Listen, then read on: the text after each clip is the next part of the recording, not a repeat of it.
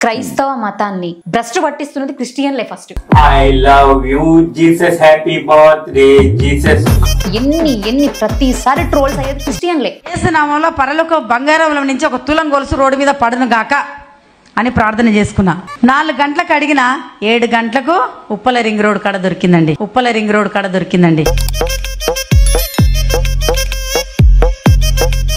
వీళ్ళు అసలు క్రిస్టియన్లా, వీళ్ళే వాళ్ళ మతాన్ని నాశనం చేసుకుంటున్నారు. అంటే మైండ్ సెట్ చేంజ్ అయిపోయింది. ఎవరిది చేంజ్ అయిందండి?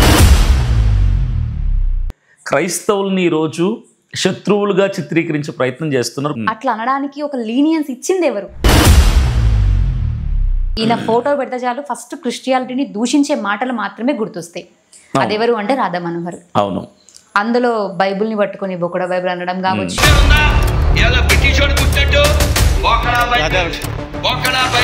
మీ దాంట్లో మీ పితరులు వాళ్ళతోని వాళ్ళే శయనించిరు అని ఒక వర్డ్ ని రాసిరు. తండ్రి కూతురుతో శయనించాడు. రిలేషన్షిప్స్ ఎక్కడున్నాయి అసలు మీ దాంట్లో? లోతు ఆయన కూతుర్లు కలిసి పాపం చేశారు. దాన్ని బట్టి వ్యభిచార పుస్తకం అంటారు. మా ఇంట్లో వైఫై లేదు. నేను దేవుడికి ప్రేయర్ చేసా, వైఫై వచ్చింది. ఎందుకు వస్తుంది? అండ్ సిలిండర్ లేదు. దేవుడికి ప్రేయర్ చేస్తే మా ఇంటి ముందు సిలిండర్ వచ్చింది. నా కార్ కి పార్కింగ్ ప్లేస్ లేదు, కానీ దేవుడు నాకు ఇల్లే ఇచ్చింది డైరెక్ట్ ఏకంగా. అన్ని ధర్మేండి అలాంటి వాళ్ళని అంటాను.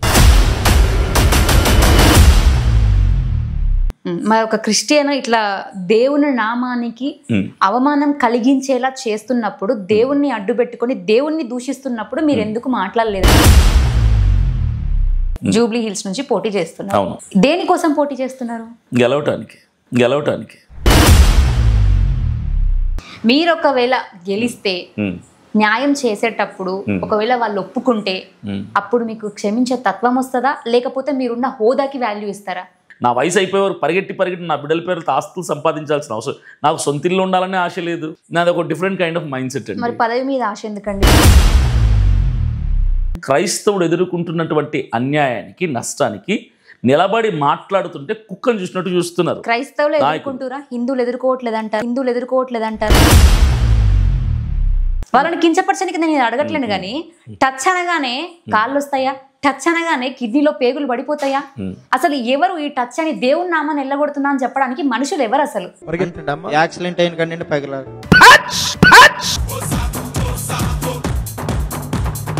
ప్రజలు ఏంటి, దేవుడు గొర్రెలతో పోల్చాడు క్రైస్తవుల్ని. గొర్రెలము, మేమంతా గొర్రెలం. నేను కూడా మనిషి హృదయంలో దేవుడు ఉంటాడు. చర్చ్ అనేది ఏంటంటే ఒక ఆఫీస్ లాంటిది. కులాన్ని, మతాన్ని, వర్గాన్ని, పేదరికం, ధనిక ఇలాంటి భేదాలు ఏవి లేకుండా అన్నిటినీ బయట విడిచిపెట్టి అందరూ కలిసి అప్లికేషన్ ఫామ్స్ పెట్టుకోవడానికి అది ఒక ఆఫీస్ లాంటిది. దేవునితో మాట్లాడుకోవడానికి ఒక ఆఫీస్ లాంటిది. ఇంట్లో మాట్లాడితే దేవుడు మాట్లాడరంటారా? ప్రవీణ గారి విషయంలో చూసుకుంటే తను మందు తాగిండని, పడిపోతున్నాడని, కొంతమంది ఇవి ఏఐ వీడియోలని. వినేవాడు ఎడ్డోడైతే చెప్పేవాడు షేక్స్పియర్ అంట. ఆయన ఏమన్నా దేవుడా? ఆయన చెప్పింది ఫైనల్ అవటానికి. సో రిపోర్ట్లో అది వచ్చింది కాబట్టి నమ్మాలనే రూల్ ఏం లేదు కదా.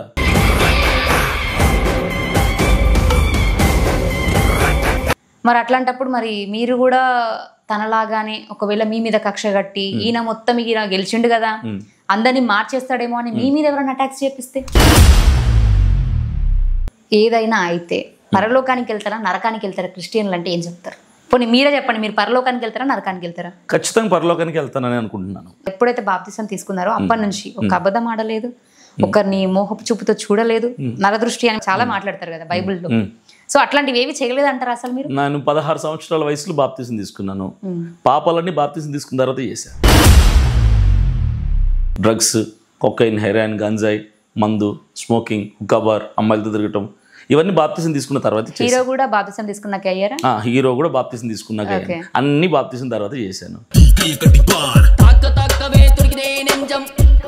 Hi everyone, welcome to Soumya's TV.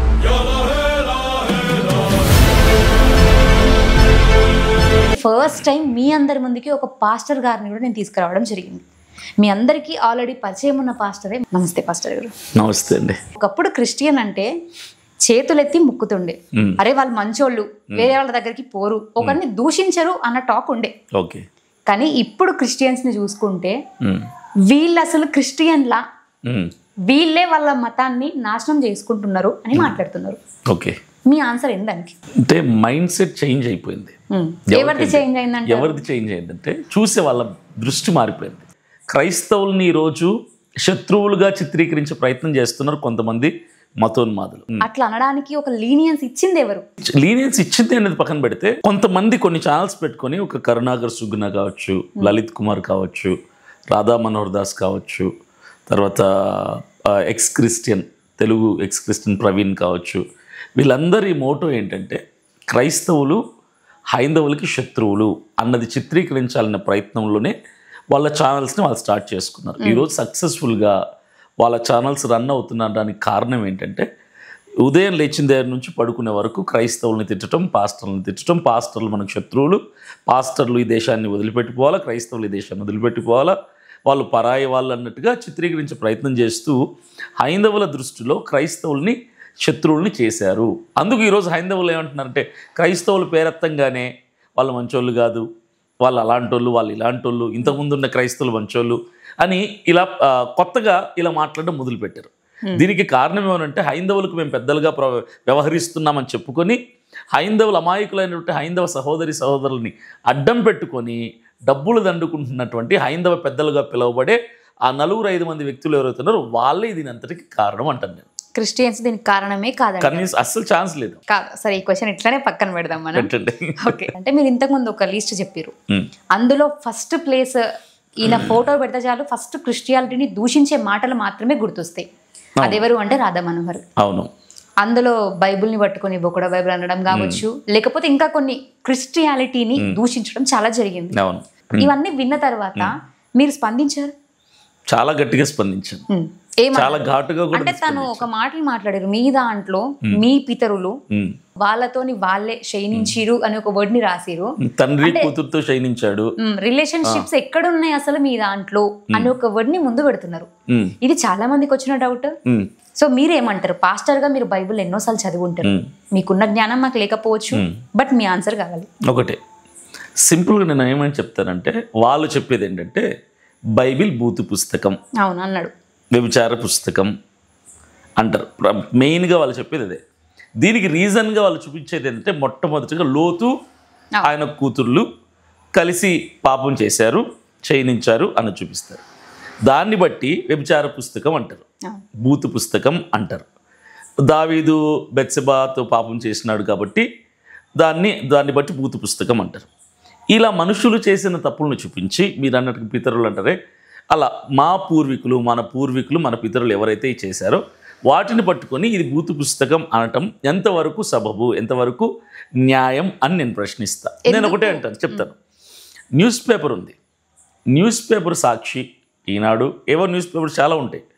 News పేపర్లో పలానావిడ పలానావిడతో లేచిపోయింది, పలానోడు అప్పుల పాలైపోయాడు, పలానా అమ్మాయి పలానా అబ్బాయి చంపేసింది, పలానా భార్య పలానా భర్తను చంపేసింది, ఇవన్నీ న్యూస్.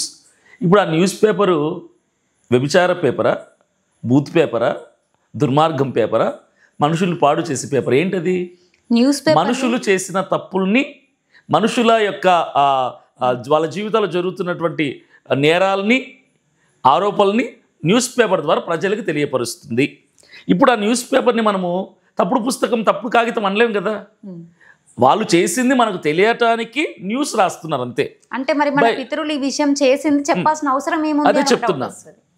బైబిల్ని బూతు పుస్తకం అనటానికి వాళ్ళు వాడుకునేది మనుషులు చేసిన తప్పుల్ని బట్టి బైబిల్ని బూతు పుస్తకం అంటున్నారు. నేను మొదటిగా ఏం చెప్తానంటే, బైబిల్లో తప్పు చేసినవాడు దేవుడు కాదు,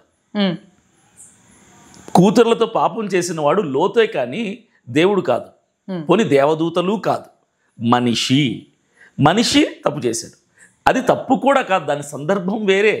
ఒక వచనాన్ని చూపించేటప్పుడు బైబిలే కానీ ఇంకే పుస్తకమైనా కానీ దానికి పైన కింద ఆ అధ్యాయం మొత్తం, ఆ చాప్టర్ మొత్తం చదివితే కాంటెక్స్ట్ అర్థమవుతుంది. అది ఏ సందర్భంలో, ఎందుకు, ఎప్పుడు, ఎలా జరిగింది అన్నది అర్థమైతే అప్పుడు తప్పుగా అపార్థం చేసుకునే అవకాశం ఉండదు. అక్కడ జరిగింది ఏంటంటే, సొదొమ గొమొర్రా అన్నటువంటి ప్రాంతం వ్యభిచారం చేత విపరీతంగా దేవుణ్ణి మర్చి పాపం చేస్తే దేవుడు అగ్ని చేత కాల్చేశాడు. అక్కడి నుంచి బయటికి తీసుకొచ్చారు దేవుడు లోతుని, తన కుటుంబాన్ని అంతటిని. బయటికి తీసుకొస్తున్న క్రమంలో లోతు భార్య కూడా వెనక్కి తిరిగి చూసి ఉప్పు స్తంభంగా మారిపోతే లోతు తనకున్న 2 కుమార్తెలు బయటకు వచ్చారు, 3 బయటకు వచ్చారు. అప్పటికి వాళ్ళకి తెలిసింది ఏంటంటే సొదొమ గొమొర్రా మాత్రమే కాలిపోయిందని మనకి ఈరోజు తెలుసు. అప్పుడు వాళ్ళు మొత్తం ప్రపంచమంతా కాలిపోయింది, భూమి మీద మనిషి అన్నవాడు లేడు, మేమిద్దరు ఆడపిల్లలము, పురుషుడు మా నాన్నొక్కడే, మేము 3 భూమి మీద బ్రతికున్నాం, మేము 3 తప్ప 4వ మనిషి అనేవాడు భూమి మీద లేడు, ఎందుకంటే అంత కాలిపోయింది అన్నటువంటి భావనలో వాళ్ళు, ఇదంతా బైబిల్లో ఉంటుంది అన్నటువంటి భావనలో వాళ్ళు ఉన్నారు. కాబట్టి వాళ్ళు ఒక కొండ దగ్గరికి వెళ్ళినప్పుడు వాళ్ళ నాన్న పడుకొని నిద్రపోతున్న టైంలో ఈ 2 ఆడపిల్లలు ఏం మాట్లాడుకుంటారంటే, ఇక మనతోనే అంతరించిపోతుంది, మానవ తరం అంతరించిపోతుంది, కాబట్టి మనం ఏం చేద్దాం, మన నెక్స్ట్ జనరేషన్ ఉండాలి కదా అన్న ఆలోచనతో వాళ్ళు ఏం చేస్తారంటే, ఇక మగవాడు భూమి మీద లేడు కాబట్టి ఉన్నది ఈయనే, నాన్న కావచ్చు ఏదైనా కావచ్చు ఈయనే, మనకు నెక్స్ట్ జనరేషన్ కావాలంటే మనం ఈయనతో శయనిస్తే తప్ప నెక్స్ట్ తరం అనేది ఉండదు అని ఆ సందర్భంలో ఆ కాంటెక్స్ట్ అది. ఆ అక్కా చెల్లెలు ఇద్దరు కూడా, ఆయన కుమార్తెలు ఇద్దరు కూడా ఆయనకు మత్తు ఇచ్చి, అనెస్థీషియా అంటాం కదా, అలాంటి మత్తు ఇచ్చి కాన్షియస్లో లేనప్పుడు, స్పృహలో లేనప్పుడు నెక్స్ట్ జనరేషన్ ఎస్టాబ్లిష్ అవ్వాలన్నటువంటి ఆలోచనతో ఇద్దరు కూడా కూతుర్లు నాన్నతో శయనిస్తారు, తద్వారా వాళ్ళు సంతానాన్ని కంటారు. ఇది జరిగినటువంటి సందర్భం. ఇప్పుడు చెప్పండి, ఇది పాపమా, అది నేరమా? చూసే ఆడియన్స్ చెప్తారు, ఇప్పుడు నేను ఇక్కడ డైరెక్ట్ డిసైడ్ చేయలేను. నేను అంటున్నాను, ఆ పరిస్థితి ఏంటి, జనరేషన్స్ ఉండవు, ఇక మనమే చివరి మనుషులం అనుకున్నప్పుడు నాన్నేంటి, చెల్లెంటి, అక్కేంటి, అమ్మేంటి, తమ్ముడేంటి, అసలు మనుషులు మొదటగా ఈరోజు మనం అక్క కూతుర్ని పెళ్లి చేసుకుంటాం. ఒక హైందవులు కానీ క్రైస్తవులు కానీ తెలుగు వాళ్ళు అక్క కూతుర్ని చేసుకుంటారు.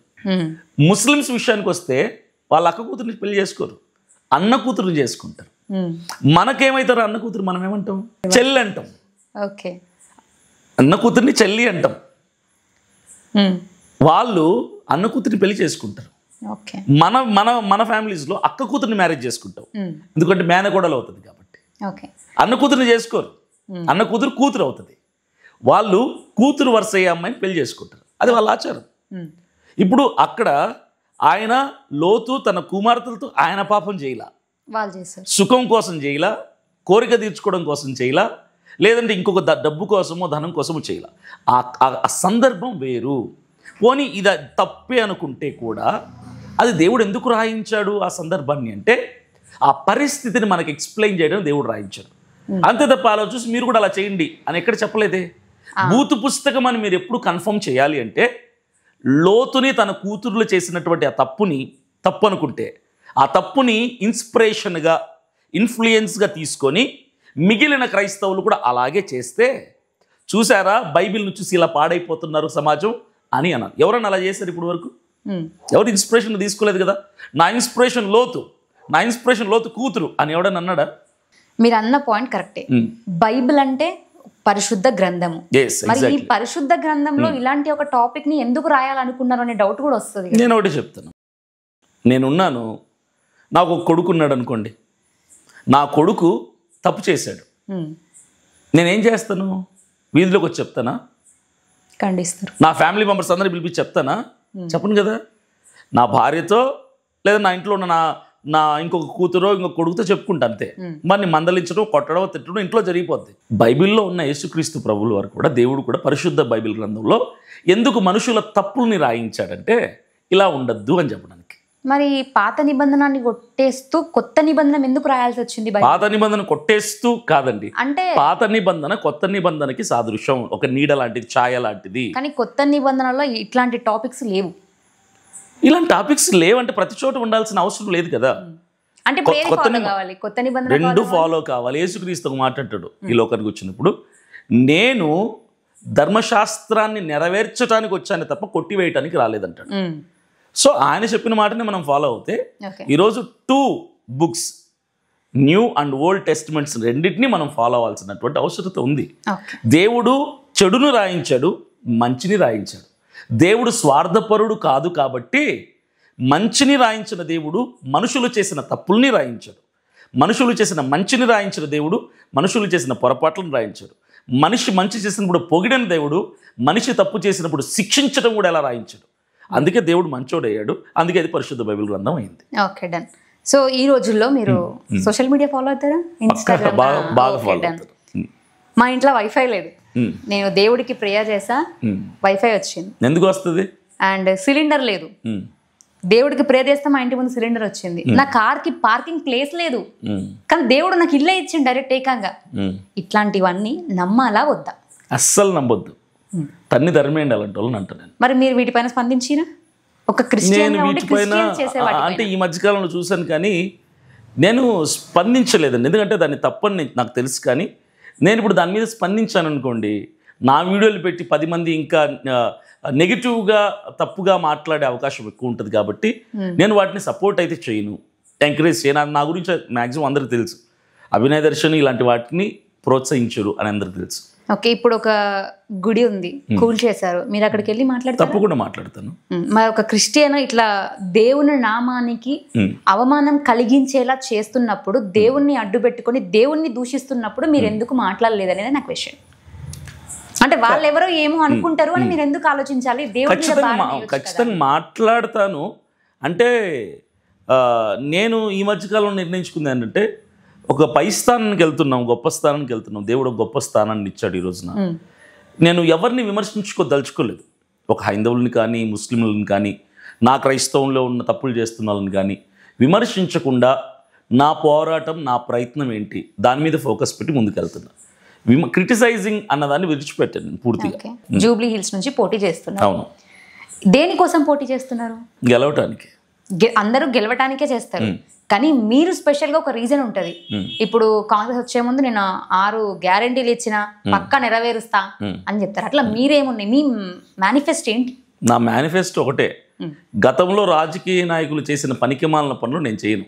అంటే ఇప్పుడు ఉన్న, అంటే ప్రీవియస్ గా చేసిన వాళ్ళందరూ పనికిమాలిన పనులు, అందరూ పనికిమాలిన వాళ్ళే. మీరు ఇప్పుడు చేసేవన్నీ పనికొచ్చే పనులు చేస్తా? తప్పకుండా చేస్తా. అంటే ఏం చేస్తారు అందులో ఒక్కటి చెప్పండి మాకు. ప్రజల పక్షముగా నిలబడతాను, ప్రజల సమస్యల్ని తీరుస్తాను, ప్రజల సమస్యల్ని ప్రభుత్వం దృష్టికి తీసుకెళ్తాను, ప్రజల్ని మోసం చేయను, ప్రజలతో ఆడుకోను, ప్రజల మనోభావాలు దెబ్బతీయను, ప్రజల పేరు చెప్పి నా బిడ్డలకి, నా తర్వాత తరం వాళ్ళకి ఆస్తుల్ని సమకూర్చుకోను, బ్యాంకు బ్యాలెన్స్లను పెంచుకోను, బంగారు వెండి వజ్రాలు దాచుకోను. నాకు వచ్చిందంతా కూడా ప్రజల కోసం శ్రమపడి చచ్చే నాటికి మంచి పరిపాలన చేశాడు రా, మంచోడు నాయకుడు అంటే ఇలా ఉండాలి అన్న పేరు తెచ్చుకోవడానికి నేను కష్టపడతాను. ఓకే, రాజకీయం చేయడం దేవుని దృష్టిలో మంచిదంటారా చెడ్డదంటారా? 100% చాలా మంచిది. రావాలి అందరూ, ప్రతి క్రైస్తవుడు రావాలి, ఈ అభిప్రాయానికి రావాలి. తప్పకుండా రావాలి. తప్పకుండా రావాలంటారు? ఖచ్చితంగా రావాలి. కానీ దేవుని సేవకులుగా ఉన్నప్పుడు మనము అంటే ఒకరిని తిట్టినా కూడా క్షమించే తత్వం మనకు ఉంటుంది. కానీ ఇఫ్ ఇన్ కేస్ మీరు పాస్టర్ కాబట్టి మీకు ఆ క్షమించే తత్వం ఉందా లేదా అన్నది పక్కన పెడితే, మీరు ఒకవేళ గెలిస్తే న్యాయం చేసేటప్పుడు ఒకవేళ వాళ్ళు ఒప్పుకుంటే అప్పుడు మీకు క్షమించే తత్వం వస్తుందా, లేకపోతే మీరున్న హోదాకి వాల్యూ ఇస్తారా? క్షమించాల్సిన అవసరం వచ్చినప్పుడు ఖచ్చితంగా క్షమిస్తాను. దానికి ఎమ్మెల్యే అవ్వాల్సిన అవసరమే లేదు. ఎప్పుడు క్షమిస్తాను, అది నా బాధ్యత. అది మీ బాధ్యత. అప్పుడైనా ఇప్పుడైనా ఒకటే అంటారు. ఎప్పటికైనా క్షమించాల్సినది నా బాధ్యత. నా దేవుడు చెప్పింది అదే కాబట్టి అది నిర్వర్తించాల్సిన బాధ్యత నాది. నేను ఏ హోదాలో ఉన్నా, ఏ స్థాయిలో, ఏ స్థానంలో ఉన్నా. రాజకీయాల్లోకి చాలా మంది వెళ్ళాలనుకుంటారు. ఎందుకు అంటే డబ్బు సమకూర్చుకోవడం కోసం. ఆ పేరుని వాడుకొని మన వెనకాల మన ఆస్తులు, మన పిల్లలకి, అదే ఇక పితరులని మనం ఇంతకుముందు ఎట్లా మాట్లాడుకున్నామో అట్లా ఇక మీ పిల్లలు కూడా అరే మా పితరులు మాకు సంపాదించిరు అని మాట్లాడుకోవడానికేనా, డబ్బు కోసమేనా అని ఒక డౌట్ ఉంటుంది. ఎందుకంటే ప్రీవియస్ గా బర్రెలక్క అనే ఒక ఆమె వేసినప్పుడు చాలా హల్చల్ టాపిక్. ఎందుకంటే ఒక అమ్మాయి ముందుకు వచ్చేసింది, చాలా డబ్బులు వచ్చినాయి, తర్వాత తప్పుకుంది అన్న టాక్ వచ్చింది, అంతే నెగిటివ్ కూడా అయింది. సో ఇప్పుడు మీరు చేస్తే మీరు నెగిటివ్ కాదంటారా? నేను నెగిటివ్ అవ్వాల్సిన అవసరం లేదు, ఎప్పటికీ అవును. ఎందుకంటే నేను బహిరంగ వేదికల మీద కొన్ని వేల సభల్లో వేల మంది ముందు మాట్లాడతాను. ఈ మాట్లాడే అంశాల్లో నేను ఒక మాట చెప్తుంటాను చాలా సందర్భాల్లో, ఏంటంటే మీ పిల్లలకి ఆస్తులు సంపాదించడానికి బతకద్దండి. మీ పిల్లలకి ఆస్తులు సంపాదించడానికి మీరు బ్రతకద్దు. వాళ్ళకి జ్ఞానం నేర్పించండి, భక్తిని నేర్పించండి, సమాజం పట్ల ఒక బాధ్యతను నేర్పించండి. అంతే తప్ప బిల్డర్లకి ఆస్తులు సంపాదించి పెట్టాల్సిన బాధ్యత లేదు. వాళ్ళని నిష్ప్రయోజకుల్లాగా పనికిరాని వాళ్ళలాగా చేయొద్దు. జ్ఞానం, చదువు, బాధ్యత, ప్రేమ నేర్పించండి అని నేను బోధించే నేను ఈ రాజకీయాన్ని అడ్డం పెట్టుకొని నా బిడ్డలకి ఆస్తులు ఎందుకు సంపాదిస్తా? నా బిడ్డలకి చదువు, జ్ఞానం, సమాజం పట్ల బాధ్యత నేర్పిస్తా. వాళ్ళు సంపాదించుకోవాల్సిన బాధ్యత వాళ్ళది. నాకు అంతకుమించి నా వయసు అయిపోయేవారు పరిగెట్టి నా బిడ్డల పేరుతో ఆస్తులు సంపాదించాల్సిన అవసరం. నాకు సొంత ఇల్లు ఉండాలనే ఆశ లేదు, నాకు సొంత ఇంటి మీద ఆశ లేదు. నాది ఒక different kind of mind set అండి. మరి పదవి మీద ఆశ ఎందుకండి ఇప్పుడు? పదవి మీద ఆశ అంటే పవర్ కావాలి. క్రైస్తవుడు ఎదుర్కొంటున్నటువంటి అన్యాయానికి, నష్టానికి నిలబడి మాట్లాడుతుంటే కుక్కను చూసినట్టు చూస్తున్నారు. క్రైస్తవులు ఎదుర్కొంటురా, హిందువులు ఎదుర్కోవట్లేదు అంటారా? ఖచ్చితంగా ఎదుర్కొంటున్నారు. హిందువుల కంటే కొంచెం మెజారిటీ క్రైస్తవులు ఎదుర్కొంటున్నారు. ఇప్పుడు హిందువులు ఎదుర్కొంటున్నారంటే హిందువుల పక్షం అసెంబ్లీలో మాట్లాడడానికి నాయకులు ఉన్నారు. ముస్లింల కష్టం వస్తే అసెంబ్లీలో మాట్లాడడానికి అసదుద్దీన్ ఓవైసీ ఉన్నారు. క్రైస్తవులకి అన్యాయం జరిగితే మాట్లాడడానికి ఒక క్రైస్తవ నాయకుడు లేడు. కాబట్టి ఆ నాయకుడు నేనే కావాలి అనుకుంటున్నాను.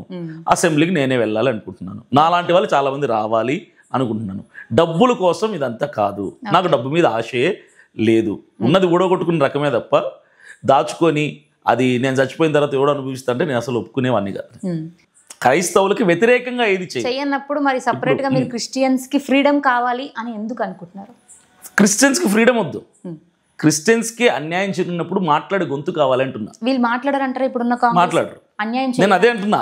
కాంగ్రెస్ పార్టీ క్రైస్తవులకి లాభదాయకమైనవే చేయరు, క్రైస్తవులకి నష్టం రాకుండా చేస్తారు అంతే. ఇప్పుడు సంఘాలు కూలగొట్టడాలు అలాంటివి ఏవి చేయరు. క్రైస్తవులకి కష్టం వస్తే గలం విప్పరు, అలాగని క్రైస్తవులను కొట్టరు. నేను అనేది ఏంటంటే క్రైస్తవుల తరపున నిలబడి చెప్పటానికి, సమస్యలు ప్రభుత్వం దృష్టి తీసుకెళ్ళటానికి, అన్యాయం జరిగినప్పుడు ప్రశ్నించటానికి ఒక నాయకుడు కావాలి, అసెంబ్లీలో నిలబడాలి. అందుకు ఇక్కడ ఎవరిని దూషించడానికి క్వశ్చన్ అడగట్లేదు కానీ, అండ్ ఇఫ్ ఇన్ కేస్ ఎవరికన్నా ఈ క్వశ్చన్ టఫ్ అనిపిస్తే ఐఎమ్ ఎక్స్ట్రీమ్లీ సారీ. కాకపోతే ఏంటంటే ఇప్పుడు మీరు అన్నారు చర్చిలు గులగొడితే అని. అది గుడి ఊలగొట్టినప్పుడు వాళ్ళు వచ్చి మాట్లాడారు. అప్పుడు గుడి అక్కడ ఏది మొన్న రీసెంట్ గా జరిగిన ఇష్యూ అక్కడ ఏర్పాటు చేసిరు. ఒక క్రిస్టియన్ కి అయితే ఎందుకు రావట్లేరు అని మీ పాయింట్ రేజ్ చేసారు. క్రిస్టియన్స్లలో ఎంత దొంగ పనులు చేసుకుంటే క్రిస్టియన్స్ ఉన్నారు అనేది మీరు ఎప్పుడన్నా అబ్జర్వ్ చేసిరా? వాళ్ళని కించపరచడానికి నేను అడగట్లేను కానీ టచ్ అనగానే కాళ్ళు వస్తాయా, టచ్ అనగానే కిడ్నీలో పేగులు పడిపోతాయా? అసలు ఎవరు ఈ టచ్ అని దేవుని నామాన్ని వెళ్ళగొడుతున్నా అని చెప్పడానికి మనుషులు ఎవరు అసలు? అది తప్పండి. అది కరెక్ట్గా నేను చెప్తున్నాను కదా, దొంగలు అన్ని చోట్ల ఉన్నారు. మరి అట్లా దేవుని ప్రతి చోట ఒక క్రిస్టియానిటీలో దొంగలు ఉన్నారు కొందరు, హైందవుల్లో పూజారుల పేరిట కొందరు దొంగలు ఉన్నారు, ముస్లింలలో వాళ్ళ పెద్దల పేరిట కొందరు దొంగలు ఉన్నారు. దొంగలు అన్ని చోట్ల ఉంటారు. అంతేగాని క్రైస్తవ్యంలోనే దొంగలు ఉన్నారు అంటే కరెక్ట్ కాదు. అందులో కూడా నేను ఫస్ట్ స్టార్టింగ్ ఇంట్రడక్షన్ ఏమి ఇచ్చా, నేను ఇంతమందిని చేసినా ఒకరేమో దేవతనాన్ని వస్తారు అని చెప్పి వాళ్ళని కూడా మేము బాగానే ఖర్చులకు ఇచ్చినాం అప్పుడు. కాకపోతే ఏంటి అంటే ఇప్పుడు మీరు చర్చిని కూలగొడుతున్నారు అంటే ఇట్లా దొంగ వాళ్ళు ఉండి పైసలు తీసుకుంటున్నారు అమాయకుల దగ్గర, అది ఇస్తాం ఇది ఇస్తాం అని చెప్పి దేవుని పేరుని అవమానం చేస్తున్నారు. దేవుడికి వచ్చే ఘనతని వీళ్ళు తీసుకుంటున్నారు, దేవుని పేరుని బదలాం చేస్తున్నారు. మొత్తం మీద అయితే మీరు పాస్టర్ కాబట్టి ఇట్లాంటి వాటిని మీరు ఖండించాలి. వారు ఎందుకులే నాకెందుకు పోతే అందరి దృష్టిలో అంటే అందరి నోట్లలో నేనే నాంత కదా అని మీరు అనుకున్నారు, ఇంతకుముందు చెప్పారు ఎందుకులే అని. కానీ మీరు ఇవి మాట్లాడాల్సిన పాయింట్ అని నేను అంట. ఇప్పుడు విమర్శిస్తూ కూర్చుంటే చేయాల్సిన న్యాయాన్ని చేయలేమండి. ఇప్పుడు ప్రజలు ప్రశ్నించాలి వాళ్ళని. ప్రజలు ఏంటి, దేవుడు గొర్రెలతో పోల్చాడు క్రైస్తవుల్ని. గొర్రెలము, మేమంతా గొర్రెలం, నేను కూడా యాక్సెప్ట్ చేస్తాను. గొర్రెల స్వభావం కలిగిన వాళ్ళం. దేవుడు గొర్రెలకు కాపరి, ఆయన కాపరిగా మేము మేపబడే గొర్రెలుగా పిలువబడుతున్నాం. అయితే గొర్రెల స్వభావం కలిగి ఉండాలి తప్ప నిజంగా గొర్రెల్లాగా తోకాడించుకుంటూ తలుపుకుంటూ ప్రతి చోట ఉండాల్సిన పని లేదు. నువ్వు ఎవరో టచ్ అంటున్నారు, అది కరెక్ట్ కాదనిపించింది, లేచి ప్రశ్నించు. ఎందుకు మోసపోతారు మీరు? మోసం చేసేవాడు వస్తూనే ఉంటాడు ప్రతి తరంలో, ఎవ్రీ జనరేషన్ లో వస్తూనే ఉంటాడు. మీరే ప్రశ్నించవచ్చు కదా అంటున్నా నేను. ఎందుకంటే ఇప్పుడు మీరు రాజకీయంలోకి ఎంటర్ అవ్వాలనుకుంటున్నారు, స్పెషల్ గా క్రిస్టియన్స్ కి అన్యాయం జరగకుండా ఉండాలనుకుంటున్నారు. నేను ఏమనుకుంటున్నానంటే ఇప్పుడు మీరు అన్నారు టచ్ అంటున్నారు అని. అమ్మ తేజ గారు అని ఒక ఆయన ఉన్నారు, పాస్టర్ గారు, అని మీకు కూడా బాగా తెలిసి ఉంటుంది. ఆయనని ఒకసారి నేను ఇంటర్వ్యూ చేయడానికి వెళ్ళాను. ఆయనతో నాకు బాగా పరిచయం, బాగా సన్నిహితులు, బాగా క్లోజ్ కూడా. వ్యక్తిగతంగా ఆయన చాలా మంచి వ్యక్తి. ఆయన వాళ్ళ వైఫ్ బ్లెస్సీ గారు చాలా మంచి ఫ్యామిలీ వాళ్ళు. ఆయన దగ్గరికి వెళ్ళాను. ఆయన ఆశ్రమాన్ని, అనాథాశ్రమాన్ని, వృద్ధాశ్రమాన్ని, ఆయన ఇంటిని, ఆయన చర్చ్ని అన్నిటిని నేను చూశాను. ఆయన ఇంటర్వ్యూ చేసిన తర్వాత దాదాపు 1.5 hour తర్వాత నేను ఒక నిర్ధారణకు వచ్చా, ఒక కన్ఫర్మేషన్కి వచ్చాను. ఏంటంటే ఈయన చేస్తుంది నిజమే అన్నటువంటి భావన నాకు వచ్చింది. ఎందుకంటే ఆయన మాటలో కానీ ఆయన ఆలోచనలో కానీ నాకు ఎక్కడ తప్పు అనిపించలేదు. సో ఎందుకు నేను విమర్శించి నేను దేవుని దృష్టిలో ఎందుకు నేరస్తున్న అవ్వాలి? ఆ దేవుడు ఆయన చూసుకోవాలి. నాకైతే ఆయనలో ఎక్కడ తప్పు అనిపించలేదు. ఇప్పుడు టచ్ అంటాడు, ఆయన టచ్ అంటాడు, పేర్లు పెట్టి పిలుస్తారు. అది అబద్ధం అని నేను చెప్పడానికి ఎవరిని?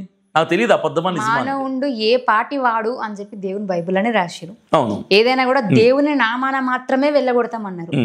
దేవుడు యేసుప్రభుని పంపించినప్పుడు కొన్ని సార్లు యేసుప్రభు శక్తి సరిపోకపోతే తండ్రిని ప్రార్థించిండు. కానీ మనుషులు టచ్ అంటే పోవడానికి మరి వీళ్ళకి ఎన్ని పవర్లు ఎక్కడి నుంచి ఇప్పుడు నేను ఒకటే చెప్తానండి ఈ విషయం. ఇది చాలా సెన్సిటివ్ టాపిక్. అయితే ప్రజలు ఎవరైతే వాళ్ళ దగ్గరికి వెళ్తున్నారో ఆ ప్రజలు ఎవరైతే ఇలాంటి పేర్లు పెట్టి పిలవడాలు కానీ అద్భుతాలు కానీ ప్రవచనాలు కానీ టచ్ అంటం కానీ చేస్తున్నారో ఆయన దగ్గరికి వెళ్ళే ప్రజలు అలా చేసే వాళ్ళు డిసైడ్ చేసుకోవాల్సినటువంటి విషయం. మీకు అనిపించింది, వాళ్ళ ప్రజలకు అనిపించట్లేదా? చాలా మందికి అనిపించింది. కాకపోతే హిందువుల్లో ఇట్లా జరిగినప్పుడు బరాబర్ వచ్చి ప్రశ్నిస్తారు, నువ్వు ఎవడివి దేవుళ్ళకి రానికే అని అంటారు. కానీ అదే క్రిస్టియన్లో జరిగినప్పుడు నువ్వు దేవుణ్ణి ఎందుకు అవమానపరుస్తున్నావని ఒక్క పాస్టర్ అడగట్లేరేంటి అనేది అందరి క్వశ్చన్. ఎందుకు అడిగే వాళ్ళు చాలా మంది ఉన్నారండి, రావట్లేదు, అడుగుతున్నారు, ప్రశ్నిస్తున్నారు. మా దగ్గర రాలే ఇప్పటి వరకు. మరి ఎందుకు రాలేదు? చాలా మంది ప్రశ్నిస్తున్నారు. చాలా మంది ఇప్పుడు మొన్న ఎక్కడో పాలకుల్లో మీటింగ్ పెట్టినప్పుడు పాపం ఆయన మీటింగ్ ఆపేశారు. చాలా ఖర్చు పెట్టుకుని ఆయన అమ్మతేజ గారు మీటింగ్ పెడితే ఆ మీటింగ్ ఆపేశారు. పాస్టర్లు అందరూ కలిసి ఇట్లనే మీరు అన్నట్టుగానే తప్పుడు బోధలు చేస్తున్నారని, ప్రజల్ని మోసం చేస్తున్నారని చెప్పి పాపం మా మీటింగ్ పోలీసు వాళ్ళని పెట్టించి మీటింగ్ ఆపిచ్చేసి వాళ్ళని అక్కడ నుంచి వెళ్ళగొట్టేశారు. అంటే ఎవరు చేసేది వాళ్ళు చేస్తున్నారు. నేనేమంటానంటే జడ్జ్ చేయడానికి నాకు అర్హత లేదు, తీర్పు తీర్చడం నా వంతు కాదు అంట నేను. ఇప్పుడు అమ్మతేజ గారిని ఆయన తప్ప రైటా అంటే నాకు తెలిసినంత వరకు ఆయన చాలా మంచి వ్యక్తి, ఆయన మోసం చేయటం లేదు ఎవరిని అంట. ఎందుకంటే ఆయన దగ్గర నుంచి నేను చూశాను కాబట్టి. మోసం చేయట్లేదు అంటున్నారు. నాకు తెలిసినంత వరకు అయితే నేను ఆయనతో మాట్లాడాను, ఆయన దగ్గరుండి 2-3 గంటలు గడిపాను కాబట్టి ఆయన వ్యక్తిత్వాన్ని, ఆయన మనస్సుని, ఆయన చేసే పనులన్నీ చూశాను కాబట్టి ఆయన మోసం చేయటం లేదు అని నాకు అర్థమైంది. ఇది నేను ఎవరిని నమ్మించాల్సిన అవసరం లేదు, ఏం చేయాల్సి. నాకు అర్థమైంది అయితే ఆయన మోసగాడు కాదు. నేను ఆయన గురించి తప్పుగా మాట్లాడను, ఎవరైనా మాట్లాడమని చెప్పినా నేను మాట్లాడను. ముందుగానే ట్రైనింగ్ ఇచ్చి మీరు ఇట్లుగాలే, మీరు అట్లుగాలే, మీకు కాలు బాగాలేవు, మీరు అట్లా కూర్చొని నేను చెప్పగానే మీరు లేవురి, మీకు ఇంత పైసలు ఇస్తా అని చెప్పి పాస్టర్లు చెప్తలేరా?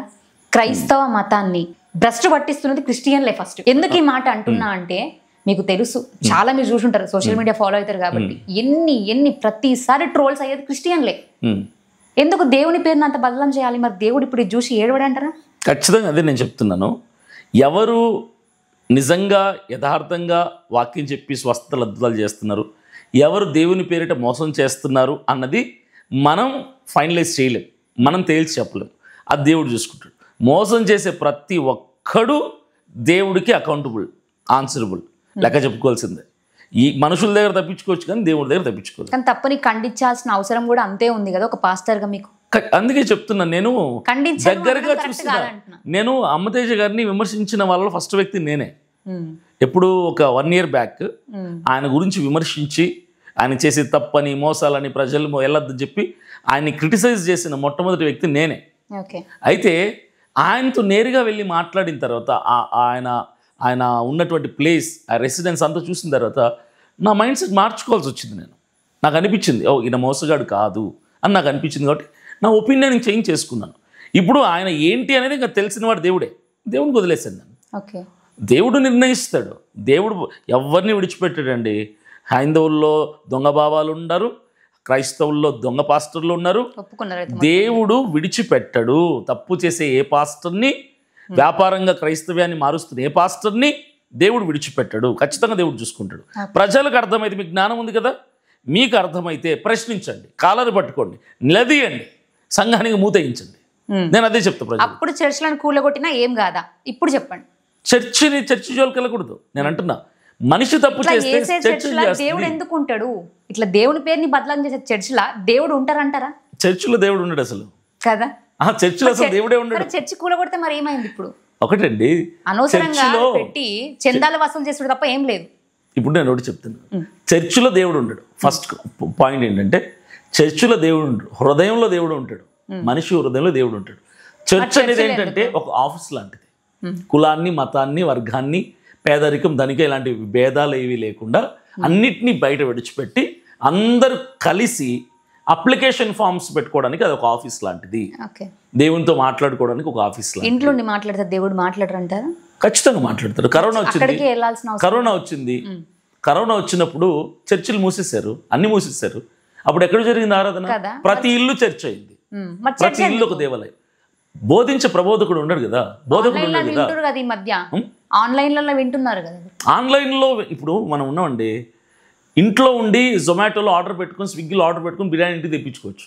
కానీ రెస్టారెంట్కి వెళ్ళడానికి ఇష్టపడతాం మనం. ఆన్లైన్లో బట్టలు కొనొచ్చు, కానీ షాపింగ్కి వెళ్ళడానికి ఇష్టపడతాం. ఎందుకంటే అది ఒక సాటిస్ఫాక్షన్. అలాగే క్రైస్తవులు ఇంట్లో ఉండి ఫోన్లో, టీవీల్లో పెట్టుకొని లైవ్లో చూడడం కంటే డైరెక్ట్గా వెళ్తే, నేరుగా మనిషిని చూస్తే ఆ ఇంట్రెస్ట్ వేరు, ఆ కాన్ఫిడెన్స్ వేరు ఉంటుంది, ఆ రిసీవింగ్ వేరు ఉంటుంది, ఆ సాటిస్ఫాక్షన్ వేరు ఉంటుంది. కాబట్టి వెళ్ళాలి, వెళ్ళే అవకాశం కూడా వెళ్ళండి. కాలో చేయి ఇరిగితే ఇంట్లో కూర్చొని టీవీలో చూసుకో. అవకాశం లేనప్పుడు నో ప్రాబ్లం, అవకాశం ఉంటే వెళ్ళు చర్చ్కి. Okay, only one word answer ఇవ్వండి ఇప్పుడు అడిగే క్వశ్చన్కి. చాలా మంది మరియమ్మని పూజిస్తుంటారు. యేసుప్రభుని పూజించాలా, యెహోవాని పూజించాలా, మరియమ్మని పూజించాలా? అసలు మరియమ్మని పూజించాల్సిన అవసరమే లేదు. ఎవరు ఆవిడ? ఆవిడ ఒక సామాన్యమైన స్త్రీ. ఆవిడ ఒక మంచి స్త్రీ. ఆవిడని ఒక సాధనంగా వాడుకొని యేసుక్రీస్తు ప్రభులు వారు నరావతారుగా లోకానికి వచ్చాడు. ఆవిడని పూజించాల్సిన పని లేదు. ఎందుకంటే నేరుగా సృష్టికర్త లోకానికి వచ్చిన తర్వాత సృష్టికర్తను కన్న ఆవిడని గౌరవించండి, అభిమానించండి, ప్రేమించండి. పూజలు చేయొద్దు, భక్తి చేయొద్దు, ఆవిడ్ని దేవతను చేయొద్దండి. దేవుడు ఉన్నాగా దేవుడిని కన్న ఆవిడ కాబట్టి గౌరవించండి, తప్పులేదు. అంతే తప్ప ఆవిడకి పూజలు చేయకూడదు, ఆవిడకి పాటలు పాడకూడదు, ఆవిడకి కానుకలు వేయకూడదు, ఆవిడకి విగ్రహాలు పెట్టకూడదు. అది చాలా నేరం, వాక్యానుసారంగా అది తప్పు. ఇంకో దాంట్లో దేవుడు ఆత్మస్వరూపి. ఆయన ఎట్లా ఉంటాడో ఎవరికి తెలియదు, ఆయన వెలుగు మాత్రమే, అంతే.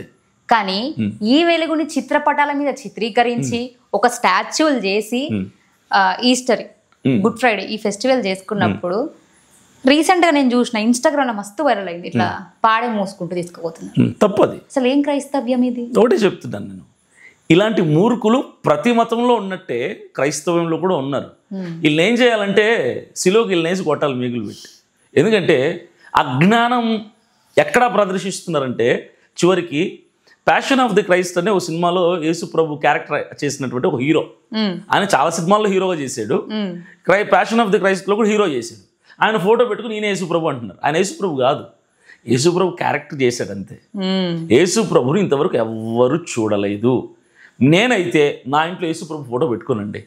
అది ఆర్ట్ అయినా, అది సినిమాలో కరుణామయుడిలో విజయ్ చంద్ర అయినా, ఎవరిని నేనైతే పెట్టుకోను. ఎందుకంటే అకార్డింగ్ టు వర్డ్, వాక్యానుసారంగా అది తప్పు. విగ్రహ ఆరాధన తప్పు. పెట్టుకోండి, వాక్యాన్ని పెట్టుకోండి. దేవుడు ఆత్మయ్య ఉన్నాడు, వాక్యమే దేవుడు కూడా, వాక్యం పెట్టుకోండి అంతే. దేనికి దండం పెట్టకూడదు, ఏ విగ్రహాన్ని పెట్టుకోకూడదు, ఏ రూపాన్ని మీరు చెక్కుకోకూడదు అని స్పష్టంగా వాక్యం చెప్పినప్పుడు అదే ఫాలో అవ్వాలి. పదాజ్ఞలు ఉంది కానీ క్రిస్టియన్లే మర్చిపోతారు, అప్పుడప్పుడు మర్చిపోతారు. గుర్తు పెట్టుకున్నా కూడా చేస్తారు, గుర్తు పెట్టుకున్నా చేస్తారంటే కావాలని దేవుడి శాపాన్ని కొని తెచ్చుకుంటున్నట్టే. అంటే వాళ్ళ పాపం కావాలేమో అట్లాంటివి ఎక్కువ బ్లెస్సింగ్స్ గాడ్ నుంచి. ఓకే. అండ్ ఇంకా కొన్ని ఈ రోజుల్లో చూసుకుంటే హిందువులు బతుకమ్మ పండుగ చేస్తున్నారు కదా, మనం కూడా బతుకమ్మ ఆడదాం. బతుకమ్మ బతుకమ్మ ఏసయ్య ఈ పాట పొద్దున లేవంగానే ఏసయ్య సుప్రభాతాలు, ఏసయ్య శ్లోగాలు. అసలు ఎందుకు క్రిస్టియన్లు ఎందుకు స్పందిస్తలేరు, క్రిస్టియన్లు ఎందుకు ముందు వస్తలేరు? ఇది ఒక్కటే నాకు క్వశ్చన్ అప్పటి నుంచి కూడా. సో అందుకే అలా చేసే వాళ్ళందరూ ఇల్లిటరేట్ పీపుల్ అండి, చదువు లేని వాళ్ళు, జ్ఞానం లేని వాళ్ళు, బైబిల్ చదవటం రాని వాళ్ళు, బైబిల్ అర్థం కాని వాళ్ళు, బోధకుడు పాస్టర్ చెప్పే విషయాలని అర్థం చేసుకోలేకుండా అపార్థం చేసుకునే వాళ్ళు, హైందత్వంలో నుంచి, విగ్రహారాధన నుంచి బయటికి వచ్చి పాపం సంఘానికి వెళ్ళి అర్థం కాక యేసుక్రీస్తుని కూడా ఇలాగే పూజ చేయాలేమో, యేసుక్రీస్తు కూడా ఇలాగే పాటలు పాడాలేమని తెలిసి తెలియని అజ్ఞానంతో చేస్తున్న పనులు కొన్ని ఉంటాయి. దేవుడు వాళ్ళని క్షమిస్తాడు. తెలిసి కూడా చేసే వాళ్ళని దేవుడు క్షమించాడు. మీరు చెప్పిన బతుకమ్మ ఉయ్యాలో పాటలు పాడి వీళ్ళందరూ ఎవరంటే అజ్ఞానంతో చేసేవాళ్ళే తప్ప తెలిసి చేసేవాళ్ళు కాదు. పాపం వాళ్ళకి తెలియదు. వాళ్ళు విగ్రహారాధన నుంచి బయటకు వచ్చింటారు, హిందువుల నుంచి బయటకు వచ్చింటారు. వాళ్ళు అటు కొంచెం ఇటు కొంచెం ఉండి ఆ జ్ఞానాన్ని ఈ జ్ఞానాన్ని మిక్స్ చేసి బతుకమ్మ దగ్గర యేసు ప్రభువుని పెట్టడం, సిలువ పెట్టడం చేస్తారు. దేవుడు వాళ్ళని ఖచ్చితంగా క్షమిస్తాడు, ఓకే. అందులో ఎలాంటి సందేహం లేదు. ఇప్పుడు హిందూస్లలో రాముడు అని ఇట్లా ఉంటారు కాబట్టి ఒక్కొక్కరికి ఒక్కొక్క పూజ చేస్తారు. క్రిస్టియన్లలో ఉన్నది యేసు ప్రభు ఒక్కడే. అవును. మరి యేసు ప్రభు ఒక్కడే ఉన్నప్పుడు రోమన్ అని, క్యాథలిక్స్ అని ఇట్లాంటివి ఎందుకు ఉన్నాయి క్రిస్టియన్లలో? ఎందుకు ఒక్కొక్కరు ఒక్కొక్క కేటగిరీని ఫాలో అవుతున్నారు? ఇప్పుడు వీళ్ళది కరెక్టా, వీళ్ళది కరెక్టా? కొంతమంది హెబ్రోన్ అంటారు, కొంతమంది బితానియా, ఇట్లా సపరేట్గా ఉన్నాయి ఇవన్నీ కూడా. మరి ఇందులో ఇప్పుడు ఏది నిజం, ఏది అబద్ధం? నేను చెప్తాను. దీన్ని ఏమంటారంటే డినామినేషన్స్ అంటారు. క్యాథలిక్, ప్రొటెస్టెంట్స్లో చాలా ఉన్నారు. తర్వాత హెబ్రోన్ అని, పెంతికోస్త్ అని, బెర్షబా అని, ఇలా రకరకాలుగా ఉన్నారు. వీళ్ళందరూ ఎవరంటే యేసుక్రీస్తుని ప్రకటించే వాళ్ళే. వీళ్ళందరి సిద్ధాంతం అల్టిమేట్ వాళ్ళు ప్రీచ్ చేసే డాక్టర్ ఏంటంటే పాపం చేస్తే పరలోకానికి వెళ్ళవు, నీ పాపం పోవాలంటే యేసుక్రీస్తు రక్తంలో కడగబడాలి. డినామినేషన్స్ వేరైనా కూడా చెప్పే మాట మాత్రం ఒకటే, అది నేను అంటాను. ఇప్పుడు మనకు స్కూల్స్ చాలా ఉన్నాయి. సెంట్రల్ సిలబస్ ఉంటుంది, స్టేట్ సిలబస్ ఉంటుంది. స్టేట్ సిలబస్ స్కూల్స్ అన్నీ కూడా ఒకటి నారాయణ అంటాడు, ఇంకోటి సంథింగ్ గుడ్ విల్స్ అంటాడు, అదంటాడు, ఇదంటాడు. ఎక్కడ చూసుకున్నా ఒకటే పుస్తకమే ఉంటుంది, కానీ చెప్పే టీచర్స్ వేరు ఉంటారు, సిలబస్ వేరు ఉంటుంది. సిలబస్ వేరు ఉండదు. సెంట్రల్ సిలబస్ వేరు ఉంటుంది, స్టేట్ సిలబస్ వేరు ఉంటుంది. స్టేట్ సిలబస్ అంతా ఒకటి ఉంటుంది, ఆల్మోస్ట్ ఒకటే ఉంటుంది, సిమిలర్గా ఉంటుంది, మరి డ్రాస్టిక్ చేంజ్ ఉండదు.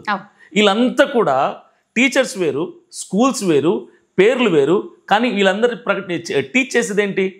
సేమ్ సిలబస్ని కదా, స్టేట్ సిలబసే కదా, సెంట్రల్ సిలబస్ తీసుకొచ్చి పెట్టరు కదా. అలాగే క్రైస్తవ్యంలో డినామినేషన్స్ వేరైనా కూడా టీచ్ చేసేది, ప్రీచ్ చేసేది పాపం విమోచించబడాలంటే యేసు రక్తంలో కడగబడాలి. నీ పాపాన్ని విమోచించేవాడు యేసుక్రీస్తే. యేసుక్రీస్తు తప్ప మరొక దేవుడు నీకు భూమి మీద కానీ, భూమి కింద నీళ్ళయందే కానీ, పైన ఆకాశం అందే కానీ లేడు.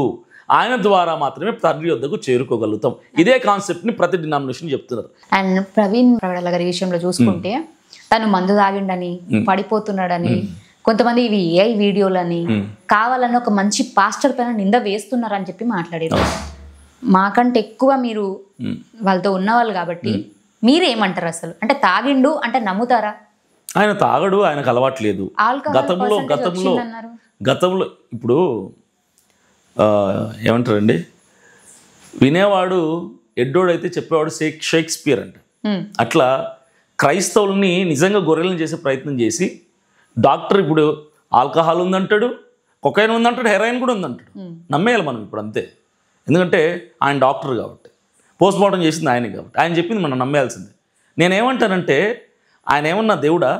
ఆయన చెప్పింది ఫైనల్ అవటానికి? ఆయన ఏమన్నా దేవుడు అబద్ధం ఆడకపోవడానికి? ఆయన మీద ప్రెషర్ ఉండదా? ఆయన మీద ఒత్తిడి ఉండదా? ఆయన పై అధికారులు ఇలాగే చెప్పు అంటే చెప్పడా? అబద్ధం ఆడే అవకాశాలు ఉన్నాయి కదా. సో రిపోర్ట్లో అది వచ్చింది కాబట్టి నమ్మాలనే రూల్ ఏం లేదు కదా. సో అబద్ధం ఆడే సోర్స్ ఉంది, ఛాన్స్ ఉంది. అంటే అబద్ధం చెప్పించాల్సిన అవసరం ఎవరికి ఉందంటారు? పైనలోకి ఉంది, సెంట్రల్ నుంచి ప్రెషర్ ఉంది. ఎందుకంటే ప్రవీణ్ పగడాల్ అనే వ్యక్తి రానున్న రోజుల్లో ఆయన ఒక్కనే తట్టుకోలేకపోతున్నారు. స్టేట్లో, ఆంధ్ర తెలంగాణ స్టేట్స్లో ఆయన ఒక్కడి జ్ఞానాన్ని తట్టుకోలేక శత్రువులు ఎక్కువైపోతే ఆయన లాంటి వాళ్ళని కొన్ని వేల మందిని తయారు చేయడానికి రెడీ అయిపోయాడు. బైబిల్ కాలేజ్ పెట్టాలని ఆలోచనలో ఉన్నాడు. అక్కడక్కడ సెమినార్స్ కండక్ట్ చేస్తున్నాడు, యూత్ని ప్రిపేర్ చేస్తున్నాడు. ఇలాంటి వాళ్ళు రానున్న రోజుల్లో ఒక 5 సంవత్సరాల లోపల ఒక 10,000 మంది వస్తే తట్టుకోగలుగుతారా? అందరూ క్రైస్తవులుగా మారిపోతారన్న భయంతో వేరునే తెంపేశారు. ఇప్పుడు మీరు ముందుకు వస్తున్నారు, మీరు రాజకీయాల్లోకి అడుగు పెడుతున్నారు.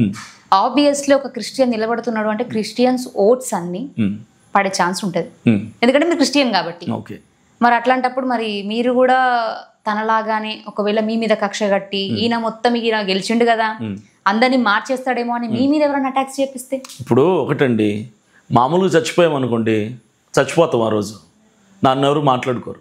11 రోజు 9 రోజు ఏదో చేస్తే బిర్యానీ తినేసి సూపర్గా ఉందని చెప్పి వెళ్ళిపోతారు. నన్ను ఎవడని అనుకోండి, ఒక 100 ఏళ్ళు 200 ఏళ్ళు నేను బతికే ఉంటాను అందరి దృష్టిలో. ఎవడు చంపితే దేవుని కొరకు చనిపోవడం కంటే ధన్యత, భాగ్యం మరొకటి లేదు నాకైతే. అదే ఒక గొప్ప ధన్యత అనుకుంటాను నేను. ఫ్యామిలీ ఉంది కదా, నాకు చెప్తున్నాను కదా, నాకు దేవుడి తర్వాత ఎవరైనా పరలోకానికి దేవుడి దగ్గర పోయిన తర్వాత భార్య ఉండదు, బిడ్డలు ఉండరు, అన్న ఉండడు, తమ్ముడు ఉండడు. నేను వెళ్ళాల్సింది నా డ్రీమ్ అదే, మన గోల్ అదే అయినప్పుడు ఫ్యామిలీ ఉంది కదా. ఇప్పుడు నా అంత ఆలోచించేవాడిని అయితే మరి ఈరోజు నా ఫ్యామిలీ కోసం స్థలాలు కొని ఉండాలి, బ్యాంకులో పైసలు దాచి ఉండాలి, నేనేం సంపాదించాలి. ఓకే, మీరు ఎన్నోసార్లు బల్ల తీసుకొని ఉంటారు, ఆల్రెడీ నా పాపాలు క్షమించండి అని కూడా చాలాసార్లు, అంటే రోజు అడుగుతూనే ఉంటారు. అవును, కానీ మరి ఇప్పుడు ఒకవేళ ఏదైనా అయితే పరలోకానికి వెళ్తారా నరకానికి వెళ్తారా క్రిస్టియన్లు అంటే ఏం చెప్తారు? పోనీ మీరే చెప్పండి, మీరు పరలోకానికి వెళ్తారా నరకానికి వెళ్తారా? ఖచ్చితంగా పరలోకానికి వెళ్తానని అనుకుంటున్నాను. అంటే ఇప్పటివరకు మీరు దేవుణ్ణిలో ఎప్పుడైతే బాప్తిసం తీసుకున్నారో అప్పటి నుంచి ఒక అబద్ధం ఆడలేదు, ఒకరిని మోహపు చూపుతో చూడలేదు, నరదృష్టి అని చాలా మాట్లాడతారు కదా బైబిల్లో. సో అట్లాంటివి ఏవి చేయలేదు అంటారా అసలు మీరు? నేను 16 సంవత్సరాల వయసులో బాప్తిసం తీసుకున్నాను. పాపాలన్నీ బాప్తిసం తీసుకున్న తర్వాత చేశా. డ్రగ్స్, కొకైన్, హెరాయిన్, గంజాయి, మందు, స్మోకింగ్, హుక్కాబార్, అమ్మాయిలతో తిరగటం, ఇవన్నీ బాప్తిసం తీసుకున్న తర్వాత హీరో కూడా బాప్తిసం తీసుకున్నాక అయ్యారా? హీరో కూడా బాప్తిసం తీసుకున్నాక అన్ని బాప్తిసం తర్వాత చేశాను. కానీ దేవుడు తీర్పు ఎప్పుడు బట్టి డిసైడ్ అవుతుంది అంటే, ఈరోజు నేను పోయాను అనుకోండి, ఈరోజు అభినయ దర్శనం ఏంటి దాన్ని బట్టి దేవుడు తీర్పు తీరుస్తాడు. ఓకే, క్షణం నా బ్రతుకేంటి అంటే అప్పటికప్పుడు రియలైజ్ అయినా క్షమించబడతాయి అంతే అంతే.